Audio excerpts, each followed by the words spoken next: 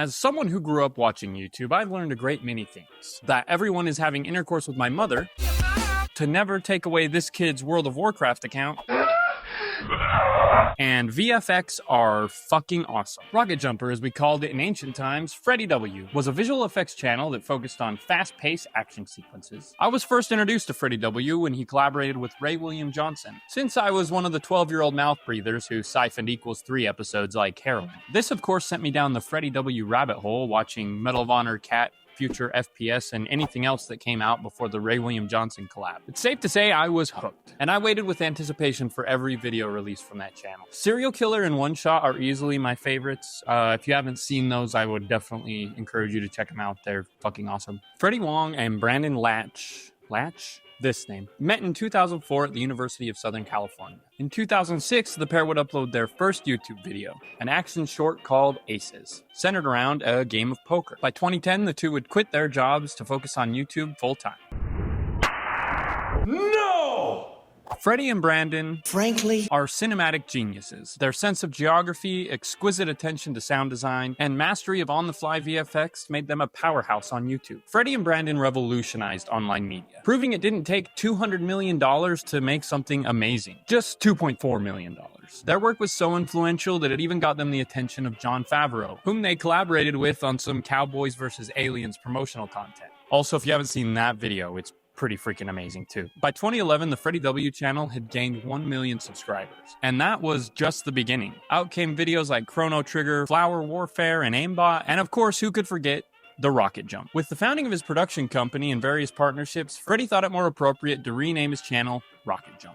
Back in 2009, Freddie, Des Dolly, and Matthew Arnold began development on their internet magnum opus. In 2011, they announced a Kickstarter for VGHS, Video Game High School. I was super hyped for this. What kid in 2012 didn't dream of going to a school like this? You mean we just learn about and play video games? And pretty fucking good to me. I mean, the classes alone would be distracting as hell. You think our attention spans are bad now? Imagine a school where kids just play video games all day. I mean, what the hell is even this curriculum? Well, you've already broken ACE's first rule. Be punctual. No, rule number 1 is no ACE's rules. You'd have known that had you been punctual. Have a seat. I recently went back and watched the first season of VGHS for this video, and I gotta say, I felt like I was watching a Disney Channel movie. Sure, the nostalgia hit me like a truck, and watching Brian D's first encounter with the law was pretty satisfying. And I can still appreciate it for what it was. It was pretty influential, the series as a whole gaining 110 million views. Just to put that in perspective for you, that's if the entire population of Wyoming watched this series 220 times.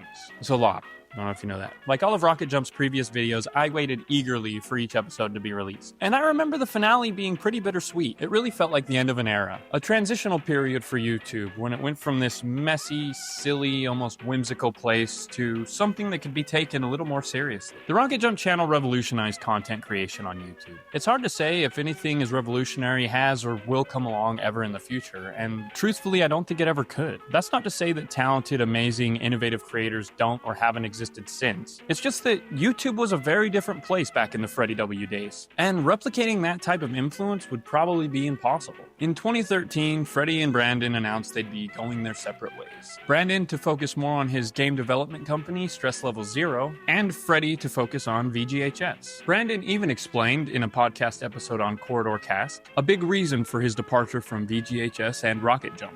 The moment that I was done with the Freddy W channel was the moment that we had trailers for the actors on the set of VGHS. I walked into the trailers to go get the actors, and I looked around and I'm like, this isn't me anymore. This isn't what I'm aspiring to. This is not what I want to make. And it's not that I don't think that can be good.